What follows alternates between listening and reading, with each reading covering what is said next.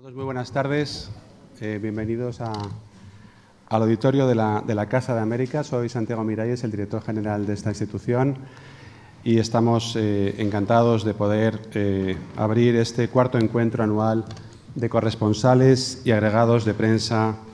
iberoamericanos. Ya es una tradición, creo que el número 4 tiene un carácter ya evangélico y de continuidad, y estamos convencidos de que habrá 4 más y que seguiremos, porque es una ocasión excelente para que todos los especialistas en comunicación, en periodismo, vinculados con Iberoamérica, aquí en Madrid, en España y, por supuesto, en América Latina, estemos juntos y hablemos un poco de los problemas que a todos nos interesan. En la primera edición de este encuentro, hace 4 años, como decía, Christian Segers, el director del Mercurio de Chile, dijo lo siguiente: la situación que atraviesan nuestros países podría ser el mejor escenario para alcanzar una comunidad informativa iberoamericana de la que venimos hablando hace más de 30 años y que sigue siendo urgente y necesaria. Han pasado efectivamente 4 años, yo creo que sigue siendo urgente y necesaria, pero se han dado pasos importantísimos en ese sentido, y creo que los medios internacionales y nacionales están descubriendo y comprobando la vitalidad, el potencial y lo mucho que podemos todavía explorar el mercado hispanoamericano de la comunicación. Yo querría, para no extenderme demasiado, agradecer que para hacer posible este encuentro haya tenido el apoyo, como siempre, de EA Business School, y en especial quería agradecer el trabajo que han hecho Félix e Igor, y decirles que en esta sesión tendremos la oportunidad de escuchar a representantes de medios como El Tiempo, el Diario Financiero de Chile, La Voz del Interior de Argentina, la revista Dinero de Colombia, el New York Times en español, Televisión Española, CNN en español,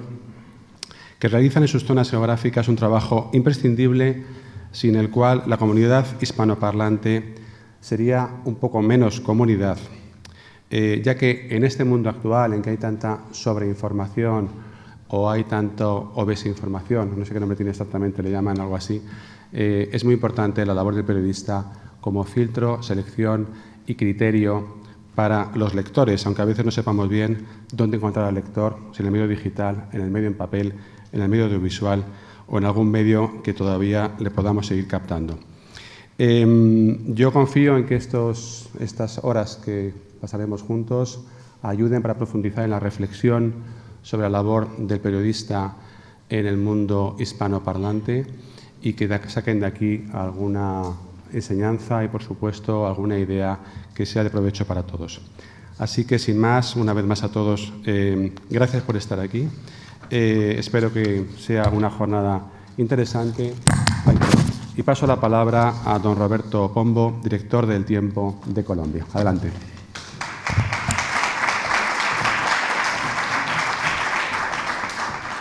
Muchísimas gracias, bienvenidos todos. Agradezco muchísimo el honor simbólico de presentar este cuarto encuentro de agregados de prensa de corresponsales iberoamericanos, y digo el honor de estar aquí porque estoy absolutamente seguro de que yo no sé nada que ustedes no sepan, y compartimos hoy con los cambios tecnológicos, con los desarrollos de la comunicación,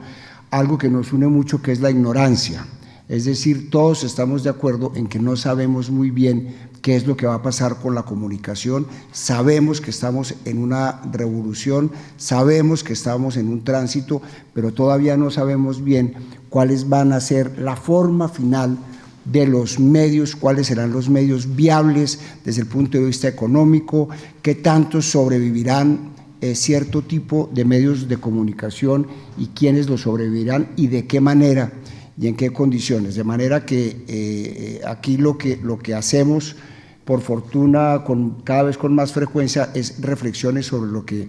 cada uno de los medios en los que estamos, en los grupos de periodistas en medio de los cuales trabajamos, tratamos de entender. A mí no me gusta hablar, y se habla con demasiada frecuencia, de que estamos en un momento de transición entre el papel y lo digital. Está claro que ha habido periódicos tradicionales de papel que no han logrado sobrevivir a esta transición y que han muerto. Está claro que hay un comportamiento de las audiencias de los periódicos de papel que los hacen declinar. Está claro que la lógica económica detrás de los periódicos clásicos se ha modificado, pero no está tan claro que como género o como tipo de periodismo vaya a desaparecer. Yo aspiro a que no sea así, pero tampoco hay elementos de prueba muy contundentes que le permitan a uno llegar tan fácilmente a esa conclusión. Lo que sí es un hecho es que gracias a los desarrollos tecnológicos y a innumerables formas y plataformas que se han generado, hay un cambio mostrable, demostrable y complejísimo del comportamiento de las audiencias. Los periodistas de la generación mía, que nos criamos, como todas las generaciones de periodistas anteriores, con unas audiencias cautivas que tratábamos de entender unos de mejor manera que otros y mediante esa comprensión generar contenidos periodísticos de distinta clase, de diversa índole, para satisfacerlos. Lo que hemos descubierto ahora, o lo que vemos a diario y podemos constatar, es que esas audiencias cautivas se independizaron, son independientes, son más sofisticadas, son más caprichosas, son mucho más exigentes en todo, son exigentes en el tipo de periodismo que quieren, en el tipo de narración que quieren, en la extensión de los artículos que se les presentan, deciden en qué plataforma lo ven, si lo quieren en audio, si lo quieren en video, si lo quieren por escrito, si quieren una mezcla, si lo quieren corto, si lo quieren agrupados por temas, si lo quieren de día, de noche, cuando están haciendo ejercicios, de cualquier manera. Hay se están volviendo autónomas y exigentes las audiencias, y esa es la realidad que tenemos nosotros. El primer reto como periodistas es entender en todo momento que la información que retrata la realidad es una realidad continua que no para nunca, que tiene 24 horas, y que lo que nosotros tenemos que hacer es ver de qué manera durante todas esas 24 horas nosotros transmitimos distinto tipo de información a distintas audiencias con distinto lenguaje y en distinto momento. Ahí rescato, porque son muy rescatables, los géneros clásicos del periodismo. Siguen siendo válidas las entrevistas bien hechas, siguen siendo válidos los reportajes, siguen siendo válidas las crónicas de largo aliento, siguen existiendo como género y siguen siendo válidas en el papel y en otro tipo de plataformas digitales, y lo que se nos demuestra cada vez más, y en la medida en que tenemos más herramientas para medir, se nos demuestra cada vez más que básicamente el buen periodismo sigue siendo el mismo, que es contar historias y contarlas bien. De manera que no hacer revisiones de un periodismo arcaico es un riesgo, porque a nosotros nos demuestra que si la gente está leyendo menos en papel, no quiere decir que los géneros típicos del papel hayan desaparecido, porque se nos demuestra que ese mismo tipo de escritura o ese mismo tipo de lectura en otras plataformas la gente también la hace, la valora y la califica muy bien. Dicho esto, y es decir, que nosotros debemos generar, desde el punto de vista educativo, periodistas de una gran versatilidad, que sean capaces no de especializarse en un tipo de audiencia específico de 170 caracteres o de notas muy cortas, noticiosas, o de una rapidez mecánica para trabajar las necesidades que tiene el Internet, sino nosotros debemos generar un periodista versátil que sea capaz de pensar en distintos lenguajes periodísticos, que sea capaz de escribir reposadamente, que sea capaz de hablar reposadamente, al mismo tiempo que es capaz de hablar rápidamente, de escribir rápidamente, corto, largo, visual, escrito, hablado, etcétera. Eso es muy importante, porque en la revisión de los modelos periodísticos, creo que a veces cometemos el error de pensar que unos reemplazan a otros, y lo que yo veo es que se están sumando y el oficio se está convirtiendo en una necesidad de instrumentos de versatilidad como nunca antes los había exigido el periodismo, como lo está exigiendo ahora. A la hora de medir las cosas,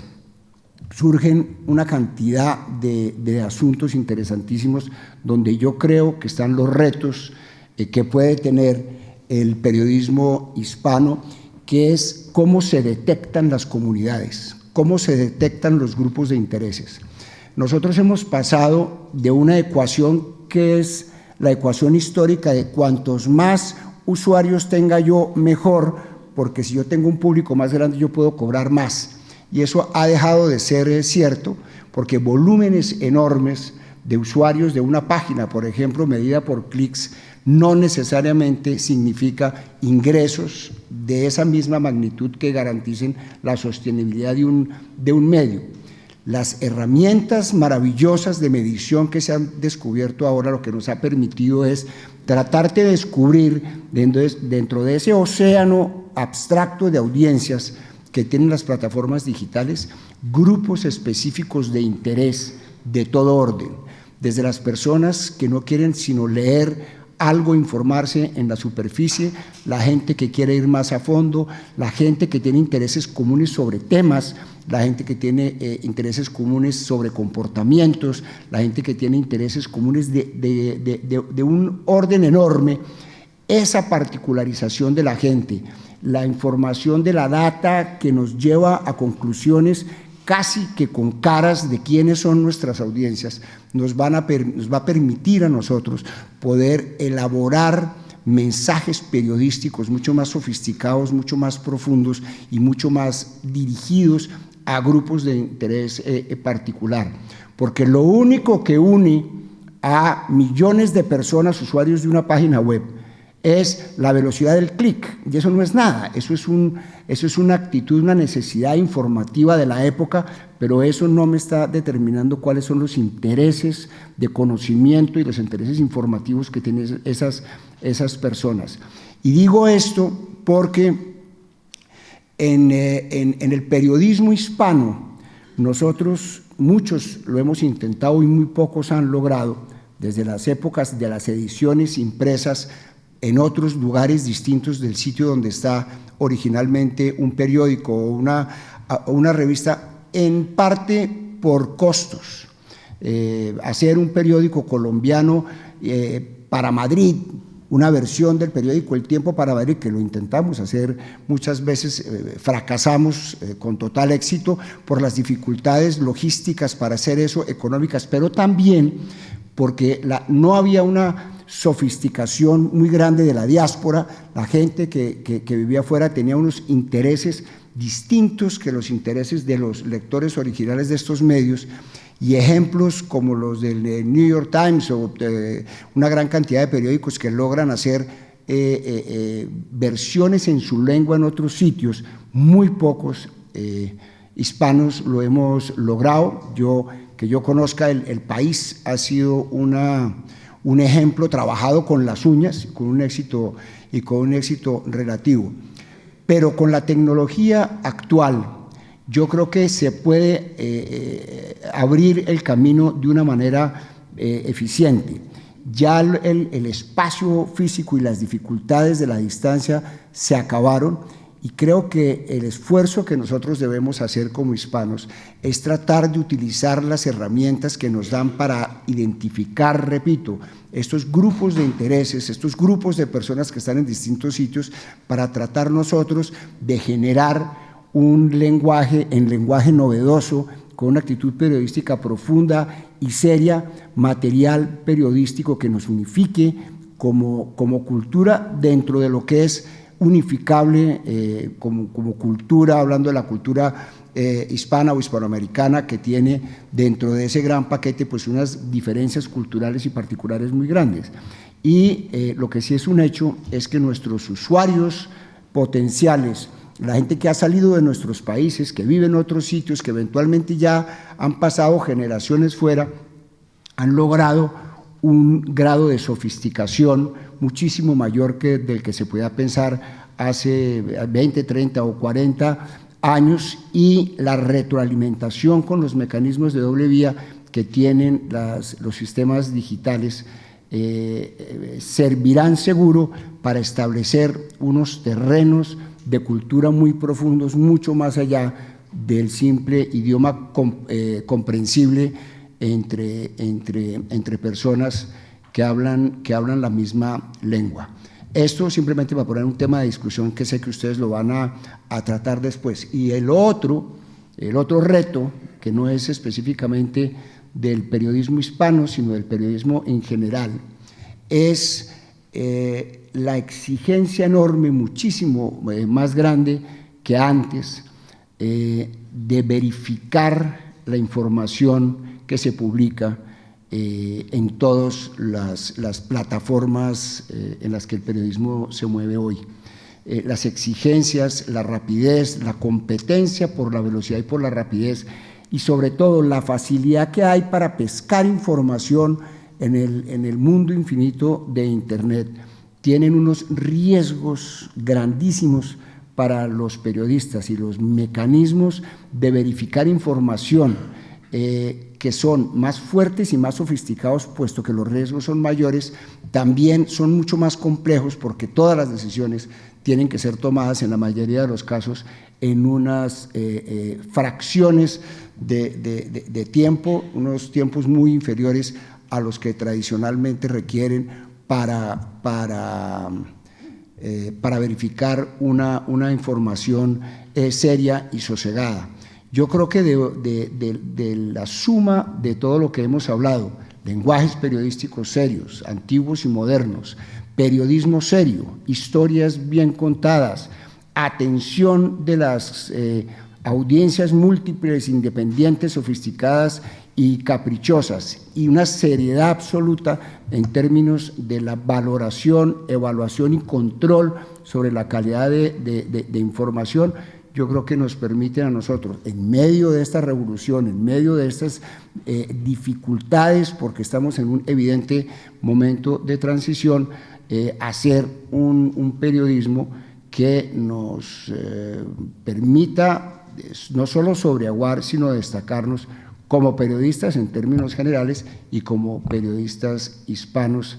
en términos específicos. Quería simplemente poner estos temas ahí sobre la mesa. Estoy seguro que ustedes los discutirán y analizarán de una manera muchísimo más precisa. Les agradezco de nuevo la invitación a Casa de América. Muchas gracias y que tengan una muy buena tarde.